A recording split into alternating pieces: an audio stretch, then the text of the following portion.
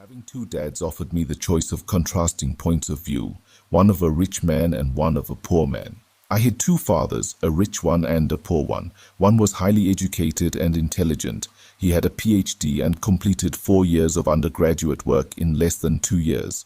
He then went on to Stanford University, the University of Chicago, and Northwestern University to do his advanced studies, all on full financial scholarships. The other father never finished the 8th grade. Both men were successful in their careers, working hard all their lives. Both earned substantial incomes, yet one always struggled financially. The other would become one of the richest men in Hawaii. One died leaving tens of millions of dollars to his family, charities, and his church. The other left bills to be paid. Both men were strong, charismatic, and influential. Both men offered me advice, but they did not advise the same things. Both men believed strongly in education, but did not recommend the same course of study. If I had only one dad, I would have had to accept or reject his advice. Having two dads offered me the choice of contrasting points of view, one of a rich man and one of a poor man. Instead of simply accepting or rejecting one or the other, I found myself thinking more, comparing, and then choosing for myself. The problem was that the rich man was not rich yet, and the poor man was not yet poor. Both were just starting out on their careers, and both were struggling with money and families, but they had very different points of view about money. For example, one dad would say, "The love of money is the root of all evil." The other said, "The lack of money is the root of all evil." As a young boy, having two strong fathers both influencing me was difficult. I wanted to be a good son and listen, but the two fathers did not say the same things. The contrast in their points of view, particularly about money, was so extreme that I grew curious and intrigued. I began to start thinking for long periods of time about what each was saying. Much of my private time was spent reflecting, asking myself questions such as, "Why does he say that?" And then asking the same question of the other dad's statement. It would have been much easier to simply say, "Yeah, he's right, I agree with that," or to simply reject the point of view by saying, "The old man doesn't know what he's talking about." Instead, having two dads whom I loved forced me to think and ultimately choose a way of thinking for myself. As a process, choosing for myself turned out to be much more valuable in the long run than simply accepting or rejecting a single point of view. One of the reasons the rich get richer, the poor get poorer, and the middle class struggles in debt is that the subject of money is taught at home, not in school.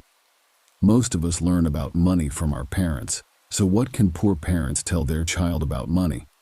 They simply say, "Stay in school and study hard."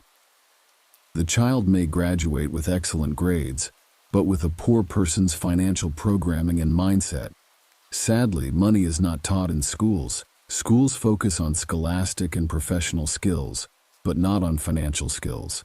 This explains how smart bankers, doctors, and accountants who earned excellent grades may struggle financially all of their lives. Our staggering national debt is due in large part to highly educated politicians and government officials making financial decisions with little or no training in the subject of money. Today, I often wonder what will soon happen when we have millions of people who need financial and medical assistance. They will be dependent upon their families or the government for financial support. What will happen when Medicare and Social Security run out of money?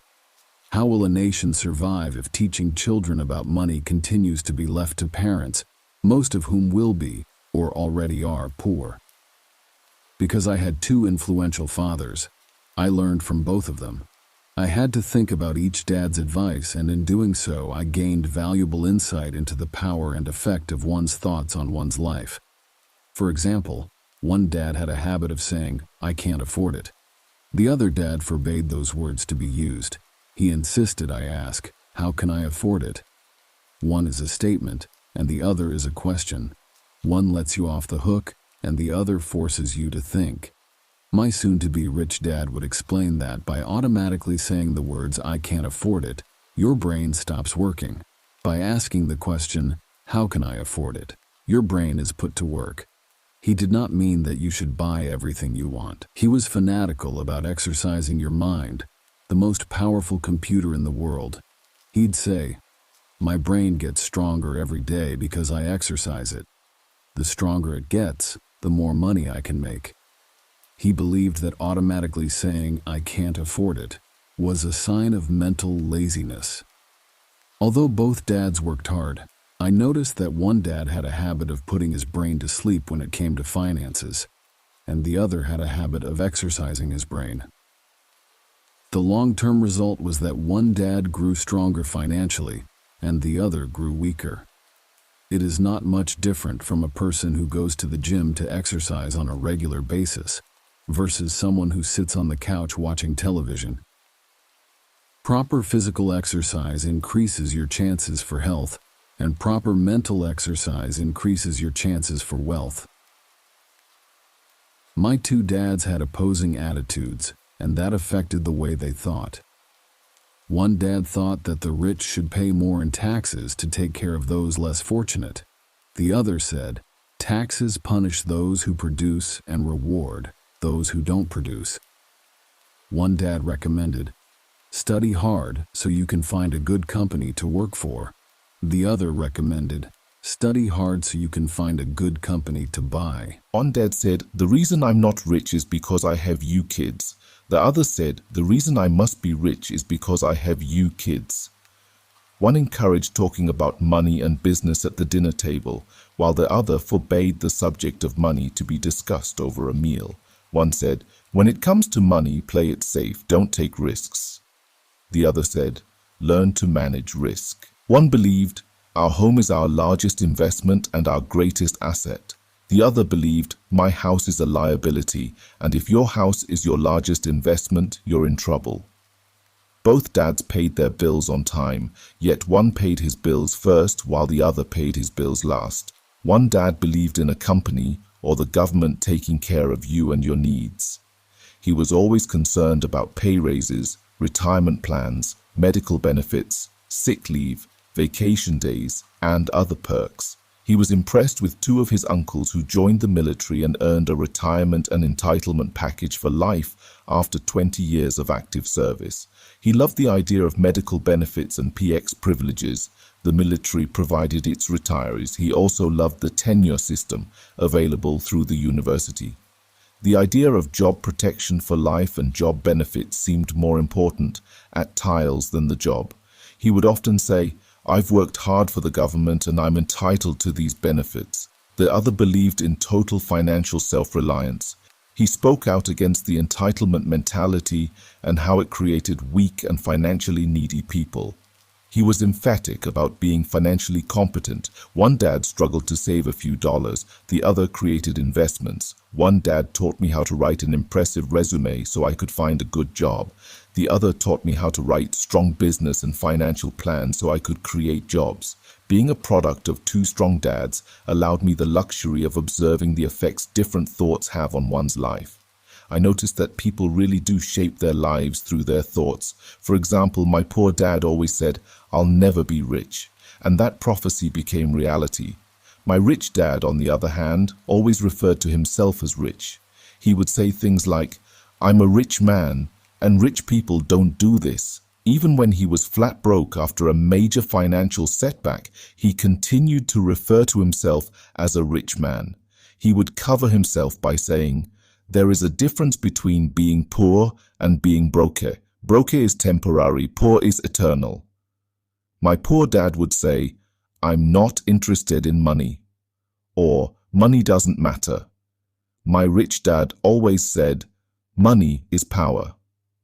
The power of our thoughts may never be measured or appreciated, but it became obvious to me as a young boy that it was important to be aware of my thoughts and how I expressed myself. I noticed that my poor dad was poor, not because of the amount of money he earned, which was significant, but because of his thoughts and actions. As a young boy having two fathers, I became acutely aware of being careful about which thoughts I chose to adopt as my own. Should I listen to my rich dad or to my poor dad? There is a difference between being poor and being broke. Broke is temporary. Poor is eternal. Although both men had tremendous respect for education and learning, they disagreed about what they thought was important to learn. One wanted me to study hard, earn a degree, and get a good job to earn money. He wanted me to study to become a professional, an attorney or an accountant, and to go to business school for my MBA. The other encouraged me to study to be rich, to understand how money works, and to learn how to have it work for me. "I don't work for money," were words he would repeat over and over. "Money works for me." At the age of 9, I decided to listen to and learn from my rich dad about money.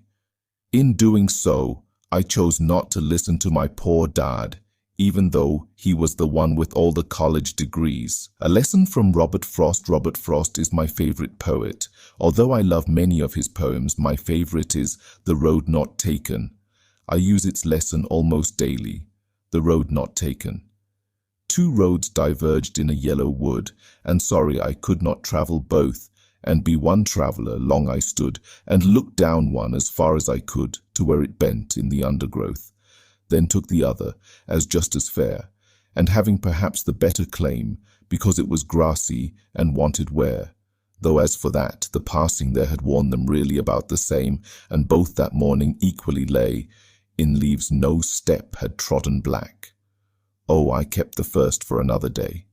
Yet knowing how way leads on to way, I doubted if I should ever come back. I shall be telling this with a sigh somewhere ages and ages hence. Two roads diverged in a wood, and I took the one less travelled by, and that has made all the difference, and that has made all the difference. Over the years, I have often reflected upon Robert Frost's poem. Choosing not to listen to my highly educated dad's advice and attitude about money was a painful decision, but it was a decision that shaped the rest of my life.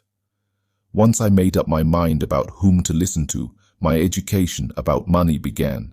My rich dad taught me over a period of 30 years until I was 39 years old. He stopped once he realized that I knew and fully understood what he had been trying to drum into my often thick skull. Money is one form of power, but what is more powerful is financial education.